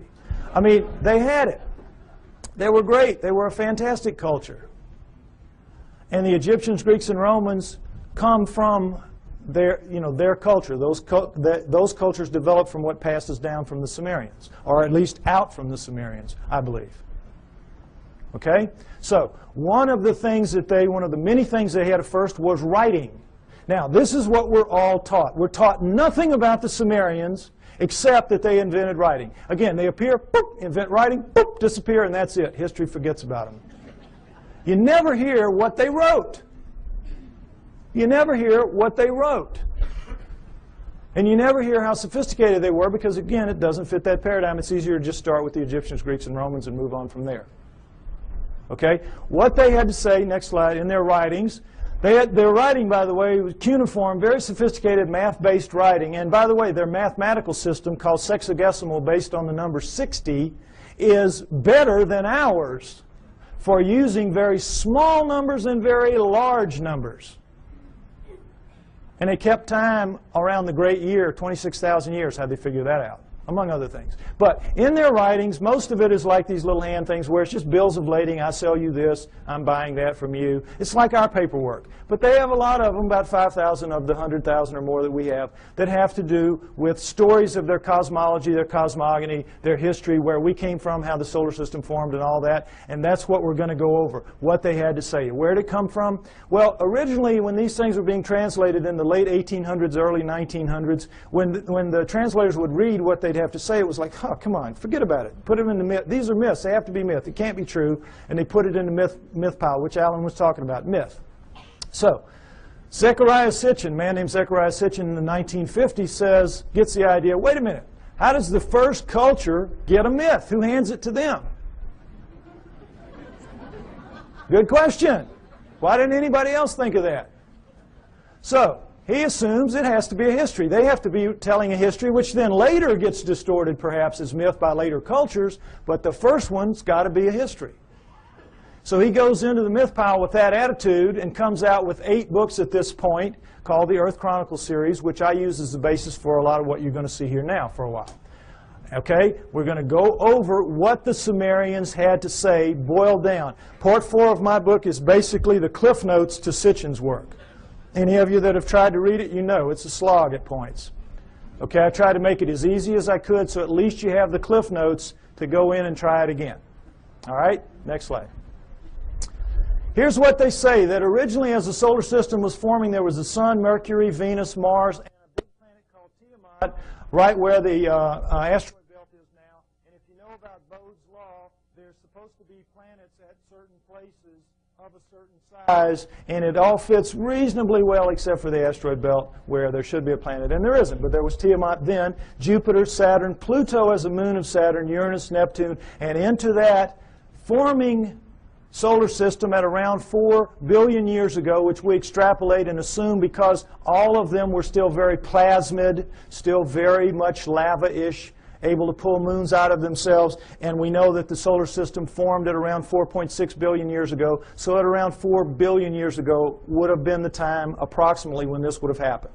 Okay, Nibiru comes in, and as it's a stray planet like the one we saw a few months ago being slung out of the binary star system on the news. We all saw that. Probably something like that. It's captured by the gravitational pull of the large outer planets, swung around the sun, captured by the sun, and is caught in an elliptical orbit like a comet, moving clockwise as opposed to the counterclockwise circles of the other planets. Well, as you can see, there's the capacity for real problems here with one going one way and one going the other. And in the second time around, Nibiru collides head-on with Tiamat at planetary speeds. This is a collision. Okay? Next slide. This whole thing now is described in the great Sumerian epic of creation called the Enuma Elish, which is 6 tablets of action, 1 tablet of summation, which is taken to be by many people the basis for the 6 days of creation and the 1 day of rest. Because much of the Old Testament is a direct come down from the Sumerians. And if you know the Sumerian history and you read your Sitchin, you will know that, or my stuff, you will see that that is the case. Now, in that great epic of creation, the Enuma Elish, six of the major puzzles of modern astronomy and Earth geology are, I think, plausibly answered. You heard Alan's interpretation of some of it. I'm going to give you mine and give you the basic Sitchin explanation. Okay? What they say is that in the collision, Nibiru slams into Tiamat. It is a little more held together. It's older, and so it is coalesced more. It holds together. Tiamat is shattered in two, blown apart, torn in half. And that the lighter outer crust, the crust with the water on it, is scattered in all directions. Boom. Just an explosion, the lighter crust, and goes off with the water. Now, one of the great mysteries of modern-day astronomy is comets. Comets make no sense for this reason. They come from all over the place. In a linear universe, when, you know, the great ball of a primordial cloud of dust and gas swirling around flattens out into a pancake to make the solar system, that's the ecliptic. Everything formed in the ecliptic should be in the ecliptic. Nothing should be out of the ecliptic, and yet comets come from all over the place. So they had to be removed out to where they are some kind of way, but we don't have any idea. So they come up with this fantastic thing called the Oort cloud, which is so far away you can't imagine. The Oort cloud is one of the biggest jokes out there.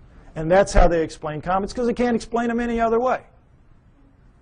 But the problem with comets is they have water in them. And anything out in space is not going to produce water. You produce water by being a cooling planet with lava spewing up the steam and stuff like that, and it condenses, etc. So comets have to begin in a planet. Now, this explains it, I think, plausibly well. Nothing that they will throw at you to explain comets will do it. All right, number 2, the other great mystery, the asteroid belt. What they say is that the inner viscous magma inside Tiamat in the collision was strung out the bowels of the planet. The guts were ripped out and strung out and broke into little pieces. That's the asteroid belt. They called it the hammered bracelet. We call it the asteroid belt. But there it is. And that's a fairly plausible explanation for it. Again, this doesn't make sense because, as you heard, the exploded planet theory. Problem is, when a planet explodes, it ought to just go boom everywhere. It shouldn't be hanging around. Doesn't make sense for a number of reasons. Okay, now, the third one is Pluto. Pluto's a problem because it's, as you've all been hearing lately, they're trying to downgrade it. It doesn't belong. It doesn't fit. It has an orbit that's not like the others. It carries inside the orbit of Neptune, and it's 17 degrees off the ecliptic. Again, nothing should be off the ecliptic. What they say is that Nibiru, as it swung around, it pulled Pluto away from Saturn, its original home, and dropped it out where it is now. Now, all astronomers know Pluto is not a natural planet. It started life as a moon of an inner planet. They know that. But they have no idea how it could have gotten moved out to where it is. Here you go. Here's the reasonable answer right here. Now, let's talk about Earth. Three great mysteries here. Life. Well, first of all, let's establish that Earth is a remnant of this. What happens is Nibiru's moon bangs into the remnant of Tiamat, and like pool balls, boop, hitting, knocks it inside the orbit of Mars, and it reestablishes there and becomes the Earth, the remnant of Tiamat. Now, Earth has one great mystery is life. How did life come to be? Life appears, despite what you're told about the lightning bolt into the primordial soup and all that, forget it. That's just a joke. That's just a fantasy fairy tale to tell people that don't want to know the truth and to tell kids in school. That's what they're teaching to this day. We know very well that the first forms of life to appear on Earth appear suddenly. They're very sophisticated bacteria, prokaryotic bacteria, and there's not one, there's two kinds, and they appear at around 4 billion years ago. Suddenly, overnight, strata with two kinds, sophisticated bacteria, relative to what that first living form would have been. If I had done the first part of my show, you would see all that. Okay, you can get the tape or get one tape and put it in a room and let everybody see it if you want to. But anyway, the point is, life is a great mystery. How it would suddenly appear 4 billion years ago, here you go. It says in the tablets, in the collision between Nibiru and Tiamat, in the mingling of their waters, Nibiru passed life to Tiamat, to the remnant of Tiamat. Perfect explanation for the sudden appearance of two sophisticated life forms on the remnant. Now, the remnant now is over here with its moon Kingu, and has gone over, and now we're looking at two major differences in Earth and all other astral bodies out there. Earth is missing a huge portion of its crust, and it has plate tectonics, movement in the plates. How could that happen? No explanation. Why? Because in the vacuum, any liquid in a vacuum, what does it do? You see it in the space shuttle all the time. They let orange juice or milk. It makes the smallest, tightest ball it can make. That is what a liquid does in a vacuum. Smallest, tightest ball it can make. Now, that is what all the other astral bodies have done. They don't have plate tectonics. There's nowhere for the plates to go. They're as tight as they can be. Where do plate tectonics come from? In the collision, the backside of Tiamat is cracked like an eggshell. Cracked like an eggshell. There are the plates. There are the plates. And when the missing crust, of course, is when the half is there. It's still viscous. It's still magma. So what's it going to do? It's going to tighten itself down into a new ball, much smaller than the old one had been. And what's going to happen? It's going to have a big chunk gone, a big missing piece of itself, a big hole in itself, in its skin. And so that scar is going to break up into pieces as the plates move around, and we have the plate tectonics and we have the missing surface that we know about today. Next slide, please. And we'll take a look at just a representation of what it looks like with the water gone. Not to scale, of course, but you get the idea.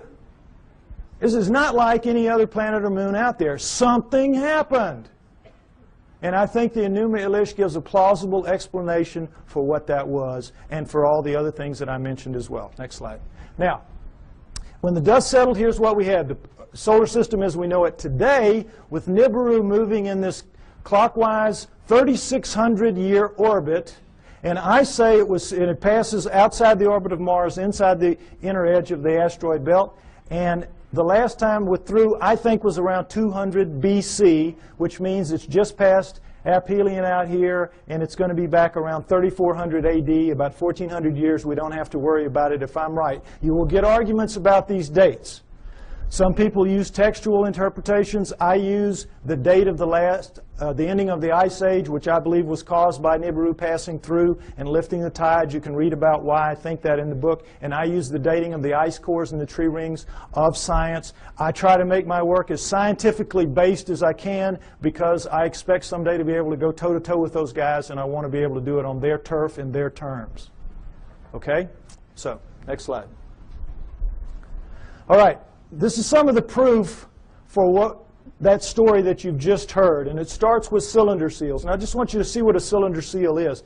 There are about 5,000 of these that we have. They were their printing press. It was just a thing they would roll out on the clay to leave little pictures like this. Now, when they had a story to tell, they told it in the tablets like you saw. But when they had an event that everybody would know the event, like I showed you that cartoon, and everybody here, we all knew in a very small space that was talking about millions of words and thousands of volumes about evolution. Am I right? We all knew. Well, they would all know this was the story of the time the gods or whoever gave the water to the water buffalo or whatever. The point is, notice the fine detail in the best of the cylinder seals, and then realize that these are basically 2 to 3 inches high. They're like big spools of thread.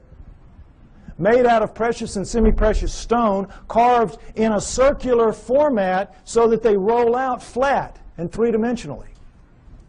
Now, when asked how this was done, science says, well, they could only have bored little holes into the rock and then abraded them out like they, to the degree that they wanted. Well, the sand would be bigger than the holes you need to do this, some of this work anyway. There's just no way. Lasers, this is not even an inch square here. Lasers would have a hard time doing this if they could do it. Nobody knows how they did this. They're just pulling one out of the hat on you. Okay, next slide. This is the one I want you to see. This is a much older one, much more worn, as you can see. 4,500 years, 4,500 years, 2,500 BC. It's VA 243. It's in a museum in Berlin. It's well dated. And it's called the Granting of the Plow. This is a seated god. See him in his chair with a plow in his hand. And this is a standing god, and this is a human. How do we know they're gods? Because they have horns on their helmets. Horns on their helmets. Notice the horns. This is how you signify gods, or they did anyway, the Sumerians did on their cylinder seals. And I want you to pay special attention to this because later at the banquet we might see a real live Anunnaki helmet. We might see that. Okay, now, normally they would put astronomical signs up here to indicate who the god was because not everybody would know. But in this one, obviously, everybody knew. And as you can see, this the human is carrying this kind of skunky old digging stick that the most primitive people have, even to this day. And this new wooden plow here, 4,500 years ago, we can go to Egypt today and see this very plow, and in many other third world countries still being used, this very plow. Okay, so no question it's the granting of the plow. But this is what makes this special right here. Let's see a blow-up of that. What is this? Solar system, right. Sun, Mercury, Venus, Earth, in their relative sizes, mind you. Earth, Moon, think how small that is. What grain of sand dug that out? Mars, and then, what should be here? This should be the asteroid belt. This is Nibiru, folks. Nibiru. Jupiter, Saturn, Pluto as a moon of Saturn, Uranus, Neptune. Notice that it's only a little bit bigger than Uranus, Neptune. It's about 3 times bigger than Earth. Nibiru is a good-sized planet. Good-sized planet, according to this. Okay? Now, again, what proof do we have of any of this? Let's take a look at this. All right. Here's a look at the solar system that you don't get to very often. And did it occur to any of you that we were looking at a cylinder seal carved at 4,500 years ago that had Uranus in it that we only discovered in 1781 when our telescopes got good enough to see it? It had Neptune when we discovered in 1846 when our telescopes got good enough to see it, and Pluto, which we discovered in 1930 when our mathematicians got good enough to tell our astronomers where to look for the thing because it was so small. What are the Sumerians doing knowing about that? Furthermore, what are they doing writing in one of their tablets that if you look at these two, Uranus and Neptune, in the heavens, meaning right out on them, they look like blue-green watery twins? When we didn't find that out, we thought they were just big old gas bags like Jupiter and Saturn until Voyager went out there in 86 and 89 and found that, lo and behold, they really are blue-green watery twins. What the Sumerians said 4,500 years ago. Furthermore, they didn't count the way we do. Earth was not the third rock from the sun for them. It was number 7. So that means they were counting from out here, and they were putting Pluto in its correct place. What are they doing with all that knowledge? Well, they make no bones about it. They say everything that we know, everything that we are, everything that we have comes from the people living on Nibiru. The people living on Nibiru came to Earth and gave us everything that we have, everything that we know, our great culture. Now, what's the proof of that? Is there any proof that any ancient advanced civilization was ever on Earth at any point in the dim or distant past? Yes, yes. The megalithic structures out there, the pyramids, Tiwanaku, Baalbek, Teotihuacan, Stonehenge, you name it, a couple of dozen of them. All of those are impossible for human beings to recreate today. And yet we are told in another one of these great fantasies that they were somehow created by people in ancient times, ancient Egyptians or ancient Sumerians or anybody. Somehow or other they did it. And it's just absolute malarkey. Impossible. Now, next slide. Some Egyptian scholars tried to prove it by getting down in with some pink granite here and wailing away with some stones for a few hours and tore their hands up and walked out of there saying, well, you know, we couldn't make much of a dent in it, but boy, you know, those old folks, they sure had a lot of time on their hands, and somehow they figured out a way to do it. Wouldn't give an inch after this. Wouldn't give an inch. It's ridiculous. Now, here's the stone they're working on. Next slide. Some of you may have seen this. This is an ancient 1,170-ton obelisk lies unfinished at the Aswan quarry. A crack rendered the stone unusable. It's pink granite. They were making it into an obelisk like the one you saw in Alan's slides. Okay? It's about 100 feet long. It's about 12 feet wide, 12 feet deep on the side. Imagine the Washington Monument, just squared off. And it's pretty much done. But now let's move this from the Stone Age. Let's move it through the age of copper, because copper wouldn't make a dent in that. And let's move it into the Bronze Age. Bronze will chip on it. Bronze will take a little bit of it out. Now, let's put our bronze chisels or hatchets or whatever in the hands of some guys and get them down in this crack and put them to work. How do you think they're going to fare in there? Pretty tight fit. Plastic Man might have a tough time up in there. But the point is, they've got it pretty much done. They're working on the spire here. When they break it, you know how it works. You press here, you get this. Well, look, does this look like somebody chipping away with a little hand? No. This looks like a belt sander taking pieces out the size of the chair you're sitting on. Huge chunks of pink granite, one of the hardest stones in the world, just being ripped out. And they press too hard with whatever machine they've got here, and you know your physics. You get stress back here, and they popped it. They broke it. And they just said, whoops, we busted that one. And they just unhooked it and went somewhere else and left it for us to marvel at and wonder how they could have done it. But now let's go ahead and say they didn't bust it and they finished it. These primitive people now who managed somehow to do this. They finished it, it's ready to go. The hole, by the way, is about 15 feet deep. That's the top of it up there. But still, what's the first thing they've got to do? Somebody's got to draw straws to get down there with his hatchet and cut it loose from the bottom. Now, who's going to do that with 1,100 tons sitting on top of him? We could not get our best diamond-tipped blades to cut through underneath this thing. The weight would stop the blade. We could not, the operative word here is impossible. We could not get this out of here. And yet they did it time and time and time again. To lift it out, just if we could somehow cut it loose, we would have to take a dozen of our largest movable cranes to wring that hole just to get it up. You're being lied to, folks. That's the main thing you got to understand. You're being lied to.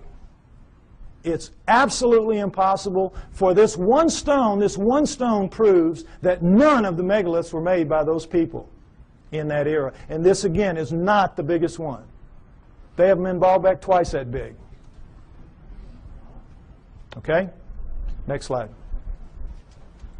All right. What we're told is that the Anunnaki came to Earth for this, gold.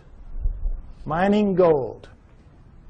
And that originally, the story is, they landed in ancient Sumer, but not 6,000 years ago, 400,000 years ago, 430,000 approximately to be exact. 400,000 years ago, they land in modern-day Iraq, and they set up shop in the Tigris-Euphrates Valley, and they call their home away from home, their home away from Nibiru, the Eden. You'll see a poster out there by my thing, Anunnaki over Eden. That's what that means, because that poster is the Tigris River Valley that the symbol is rising above. That is where it was. That is where Eden was, according to them, and that comes down in the Bible as such. So they set up camp and they placer mined the gold out of those rivers. What do they need gold for? They needed to repair their atmosphere. And their rise to high technology, they had damaged that big, 3 times the size of Earth atmosphere, the same exact way we're damaging ours in our rise to high technology, and they ultimately had to repair it with very fine particulates of gold, like talcum powder, blown up into the stratosphere above it so it would ride above there and act as a reflector and an insulator from cosmic rays, which is, you see that on the masks of astronauts and in the capsule and all that. Gold is a wonderful stopper of cosmic rays. So that's what they had to repair it with. It's what we will have to repair it with. We'll have to do exactly the same thing when the day comes for us to have to face up to what we're doing to our planet. Okay? So they came, they placer mined out of the river, and all that is you put a tray in the water, you let the water sweep over, the water drops the gold into these cloth. Every few weeks you pick it up, and it's real easy. It's the way we do it now when we have the opportunity. But you tap out any stream system, ultimately, and they did. After about 150,000 years, they had tapped it out. And so they decided they were going to split themselves up and go where the mother lode of gold was on the planet Earth, which is what it is today, Southern Africa. So they divided themselves into the upper world, which remained the Eden, and the Abzu, which was the lower world, and you didn't want to go to the lower world because you had to get in the holes and dig the gold. And they didn't like it. So the Anunnaki revolted. They said, we don't want to do this. We want a slave to do this work for us. Plus, it was a hardship duty, mostly men. Why don't you make us some women while you're at it? So that's what they did. They decided to use the creatures of Earth, which would be the hominoids, and I say it would have been the Almas, the likeliest candidate. They took the creatures of Earth to get some of their genetic material to make the new slave better adapted physically to the planet than they were, but the slave would, for the most part, be like themselves. We shall make the Adamu, A-D-A-M-U, which comes down as Adam, and we shall make the Adamu in our own image, after our own likeness, which comes down word for word. And that is what they did. They made their slave inferior models of themselves. That's us, folks. That's us. We're really inferior models of the Anunnaki. And as you saw in the cylinder seal, we look like them. We look like, in their own image, after their own likeness. In all of the cylinder seals, we look just like them. We don't have the horns on our headgear. That's about it. We are them. That's why we're not adapted to this planet. That's why we're so obviously not a part of this planet. We have their bones. We don't have primate bones. We have their muscles. We don't have primate muscles. We have their skin. We don't have primate skin. We have their body pattern, their hair patterns on their body is ours. We have thickest on our front, thinnest on our back. Primates have thick on the back, thin on the front. We have their eyes, their poor night vision eyes. We have their foreheads. We have their brains. That's the key to this. We have their brains. That's why we're not like anything else on this planet. We are them. We are genetically engineered copies of them. Okay, next slide. Let's take a look at how that was done. Human body contains 100 trillion cells. There's a nucleus inside each human cell except red blood cells. Each nucleus contains 46 chromosomes arranged in 23 pairs. One chromosome of every pair is from each parent. The chromosomes are filled with tightly coiled strands of DNA. Genes are segments of DNA that contain instructions to make proteins, the building blocks of life. This is where genetic engineering takes place. Now, we're going to go over it lightly, but it's very important. I want you to understand these things that I'm going to tell you now. Okay, next slide. Don't worry about the details and how they do it. This is what they do. They can open up a cell, our genetic engineers can, our geneticists can. We can open up a cell, open up the nucleus, pull out strands of DNA, and in that strand, 98% of it will be what's called junk DNA. We don't know what it does. If it has a function, we don't know what it is. 2% will be what are called, prosaically enough, the working segments. They work. They do what they're supposed to do. They make the proteins. Now, if you cut in the junk above a working segment and in the junk below and remove it and have done the same with another strand of DNA over here, you can move anything into anything else. It can be animal into plant, plant into animal, fish into fowl. It does not matter, because all living things at the most fundamental level are exactly alike. Understand that. We're all made of the same 4 base pairs, the same 20 amino acids. Everything's the same at the most basic level. It's like it's pop beads that are interchangeable. It is almost as if somebody designed it that way so they could just mix and match the parts and make anything they wanted. Isn't it? Something to think about. Okay, but the problem with it from an engineering standpoint is this. You're not cutting with a blade. These are not precise cuts. The blade would have to be a few molecules thick. You're cutting with chemicals. Chemicals. Now, the chemicals can cut pretty accurately, but mistakes are going to happen. Something's going to ooze out where it doesn't belong. Something's going to splash over it where it doesn't belong. Mistakes are going to happen. Inevitable. We know that. We make mistakes all the time. Another problem with genetic engineering is you don't know what you're going to get when you do this. You can't predict. You have to decide what you're going to do. You have to do it. You have to let it express, which is live, and see what you get, and then use that to determine what you do the next time. And of course, the great fear in genetic engineering is somebody's going to make a mistake and create the Andromeda strain that's going to kill us all. A legitimate concern. Although everybody's very careful, and I'm not too worried about it.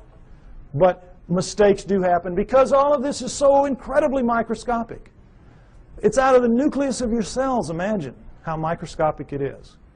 But don't try to figure it out. I can't even figure it out.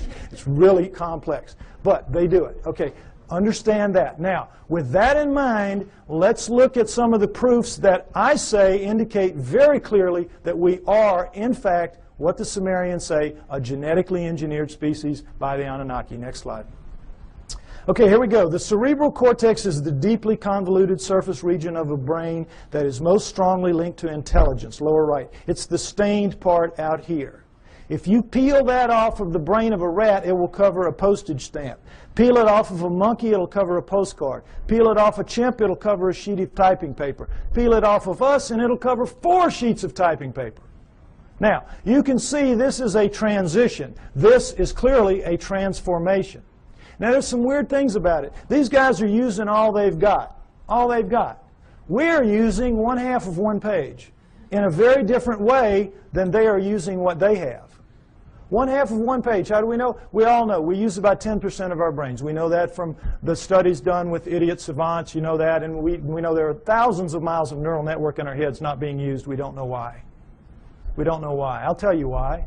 We shall make the atom move strong but not too strong, smart but not too smart. They sealed it off genetically at the 10% mark, or wherever it is. We don't know exactly where it is.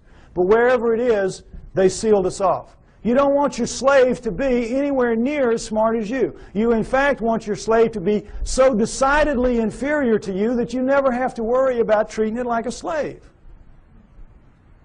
So they engineered us to be really clever to ourselves, but for them, we were smart enough to talk, take instructions, act with a little bit of ingenuity and self-reliance. They could turn things over to us and kind of let us take over and do it. They gave us just enough to be wonderful in our own eyes, but be pond scum relative to them. It's what they did.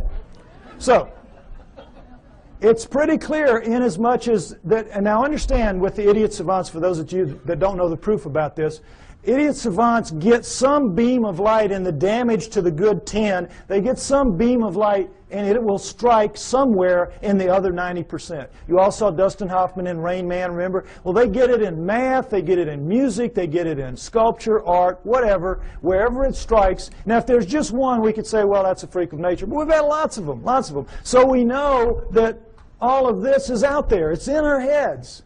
We just can't access it. We just can't use it. But if it wasn't in our heads, it wouldn't be in their heads. So we know that it happened. They have no idea how. Well, I say that the Anunnaki did it deliberately, and that makes sense to me. Next slide. Okay, mitochondrial DNA, late 1980s, you might remember this. In humans, over 99.99% of a cell's DNA is packed into the cell nucleus, with a small amount occurring outside the nucleus in small structures called mitochondria. That's these babies right here. They're about 16,000 base pairs long. Now, when you have a mixing and a mating, the DNA in the nucleus mixes. But with the mitochondrial DNA, it does not. Sperm doesn't have mitochondrial, eggs do. And so females pass it down intact generation after generation. Well, when this was figured out in the 70s, boy, the botanists and the geneticists said, great, now we can go and find out if the split from the common ancestor was closer to 8 million years or closer to 5 million years. Remember that? We're going to now pin it down. It's going to be one or the other. We're going to figure it out. So they went out and they took the mitochondrial DNA of women all around the world, every race, every creed, every culture, every country, and they brought them back to the lab and they started working on them. And when the answers came in the late 1980s, it was not 8 million years ago. It wasn't 5 million years ago. It was way, way, way the heck down to 200 to 250,000 years ago, and that's all. We don't exist genetically beyond 200 to 250,000 years. And of course, needless to say, the anthropologists said, you guys are nuts. We've got these skulls showing, these bodies showing, these prehumans showing that we go back millions of years. What's the matter with you? And the geneticists said, we couldn't have been wrong that many times. Impossible. We'll do it again. And they have. They've done it. It always comes out the same. Outside 250,000 years ago. That's it. We're brand spanking new. Brand new on this planet. Now, there's still a lot of people, there's still a lot of people that will not accept that. A lot of people that will not accept that. But it is true, and it is becoming more and more acceptable, for as outrageous as it is. Now, not only do we know when we were created, we know where. Where? Because the oldest of us consistently kept coming in southern Africa. Next slide. And in fact, the cover of Newsweek in 1987 showed that if in fact there was an Adam and Eve, they were black. They would have to have been black. But of course, they knew the flack they were going to catch in the South, at least, so they made the blacks look as white as they could. This guy looks almost as white as OJ, doesn't he? But the point is, in trying to have it both ways, they caught it coming and going, because you can imagine the letters to the editor after this issue. But the point is, it tells the truth. The oldest of us do come from southern Africa, and we definitely are 200 to 250,000 years old. And guess what else? That is just what the Sumerians say about us. That the Anunnaki created us around 200 to 250,000 years ago in southern Africa to dig their gold. What a coincidence. What a coincidence. Okay, next slide. Okay, what happens when a creature is born in the wild severely screwed up physically? What happens to it? Dies, right? Parents will kill it. They will not put that defect into the gene pool. You're looking at the great exception. You're looking at 28 of our most severe genetic defects, but we have 4,000 and counting. 4,000 and counting. Now, we're only 200, 250,000 years old. We shouldn't have one. We've got 4,000 and counting. How did it happen? Cutting and splicing process mistakes. Cutting and splicing, oops, made a mistake. Cutting, splicing, oops, made a mistake. They don't care. They're making a slave. They're not going to fix the mistakes. What do they care if it's 1 in 100 dies from the problems? If it's 1 in 10, they don't care. They're making a mistake. They're making a slave. But they know the numbers, like we have found out the hard way. If you let the population propagate naturally, those numbers go way down for each person. Right now, as we sit here, we average about 50 of the 4,000, each of us. And we have a mating with our mate. If we share any of those 50, then each of our offspring will have a 1 in 4 chance of expressing it. That's why you'll get mongoloids in the best of families, mongoloids in the lowest of families, and all around the world. And that's what genetic defects are. In the wild, you will get 2-headed calves and 6-legged goats. That's a sperm-egg misconnect. That's not something that you see steadily on and on. A little gem like spina bifida, which is not going to let you live to adulthood, nor is it going to let you reproduce if you do. What's that doing in a gene pool? It was all put there, folks. Put there. No question. Next slide. Okay, here we go, the chromosome match. It's kind of hard to see, comparison rather. Humans, chimpanzees, gorillas, and orangutans right here. And you see how similar they are. And as we know that between humans and chimpanzees, there's 99% similarity in the DNA and 98% with gorillas. And it's like, oh, well, then we're just kissing cousins. That's as close as you can be. We're almost the same thing. Well, not really, because we're talking about a 3 billion base pair genome. 1%, that's 30 million base pairs. That's a couple thousand strands of DNA. If you know what you're doing, that's a lot of change. But also understand that all higher animals, and never say this, share 50% and up. Squirrel, 50% and up. You see, so it isn't quite as astounding as it seems. But what we're looking at here is the Anunnaki have got themselves a real problem. And that problem is this. They come to Earth and they decide they're going to make the slave. They decide we're going to use this creature of Earth, let's say it was an Alma. They test the blood, and what do they find? First thing, big problem, 48 chromosomes. All primates have 48 chromosomes. But they, the Anunnaki, have only 46 chromosomes. How do we know that? Because we have 46 chromosomes. We descend from primates, and yet somehow we lose 2 whole chromosomes. That's an awful lot of DNA. And somehow we're so much better than them. Well, they have 68 or something like that relative to them. But we don't. We have 46. So we know this was the result of the genetic engineering, and they had a problem, the Anunnaki did. What could they do?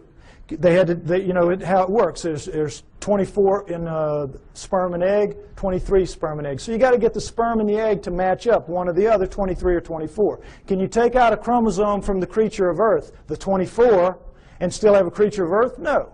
Can you add a chromosome to yourself and still have an Anunnaki? Go up to 24 from 23? No. You've got a real problem. It's an insoluble problem. And you need that because you've got to get the first hybrid to get in the game of the genetic engineering. You've got to get something alive that is a blending of you two to begin to work on it. So what can you do? How can you solve that problem? There's only one way, and boy, is it smart. You go in and you look and you compare the chromosomes, and you find 2 that can be fused and will take up one space but maintain the integrity of all the chromosomal material. You find a spot where you can fuse 2 to make 1, and now you've got all the material but taken up one place, and now you're ready to rock and roll. You with me? All right, let's look at the number 2 chromosome close up.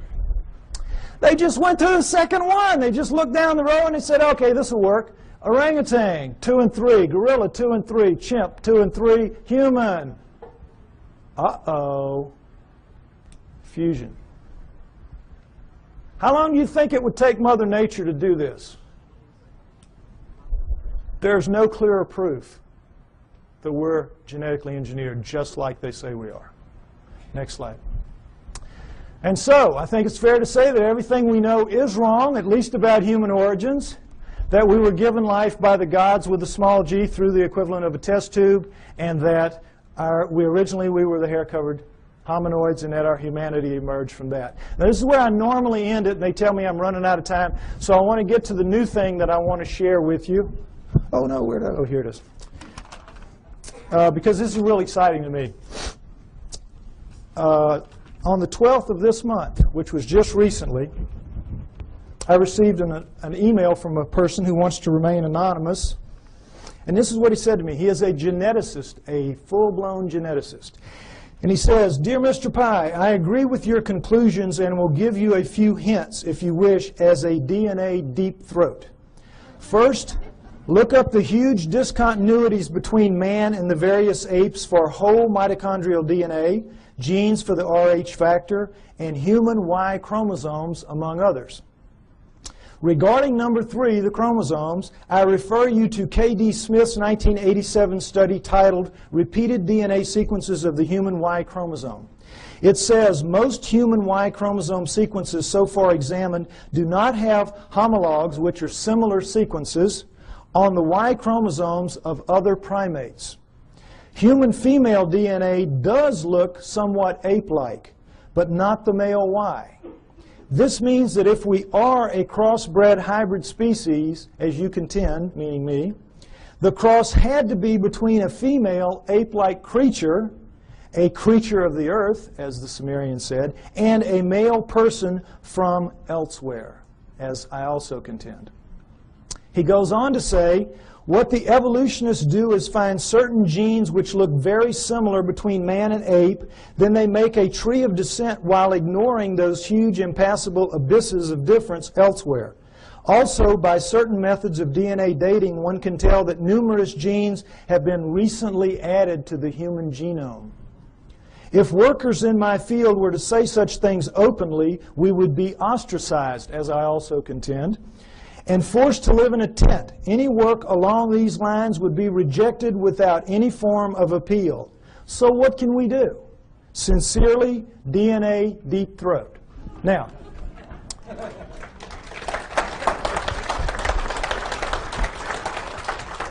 what this means, thank you, what this means is we win. We win. Because where one of these came from, more of these are going to come. As my profile rises higher, and I think, frankly, that I'm the only person out here pushing this genetic stuff that you're seeing like this, more of these are going to come my way. We're going to win. You've seen the evidence. Now, right now, we're getting our brains kicked out. We are getting our brains kicked out. That's why we're called the fringe.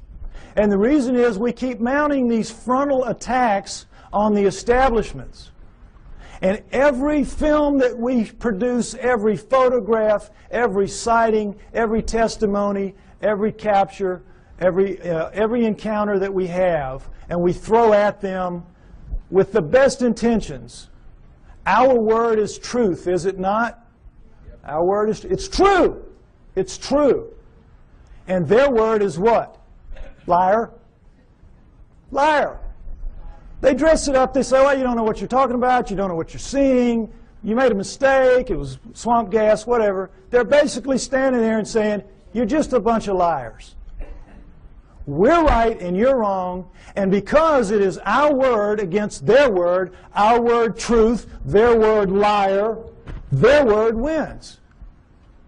Day in, day out, year after year. It's very frustrating, is it not? Boy, it just annoys the heck out of me. But what this means is we're going to win in the end. Why? Because the genes say so. The genes back us up. And right now, this is not a field that you're very familiar with. And I've worked very hard to make this very simplistic so you could understand at least the fundamentals, and it's the same in my book. You need to be aware of this is because this is the back door, kids. This is the back. We're not going to storm them from the front. We've been doing it for years. They know how to deal with us. Our word against them, we're going to lose. But in this instance, the genetic end of it, what is it? It's their word against them. It's their research against them. They're going to lose. We're going to beat them with the genetic evidence. We got to beat them. We will beat them. We know we're right. We know they're wrong. They know they're wrong. They know they're wrong. We just have to get mentally tough and accept that this is a war. This is a fight. This is not, gentlemen, Marquis de Queensberry rules. This is a dog fight. This is a knife fight. And you all have got to get out there and proselytize. You have to familiarize yourself with these basics at least. And instead of throwing things at them that are going to bounce off like BBs off a barn door, you got to start throwing some darts. This stuff will do it. This will do it. We can win. We're going to win. Thank you.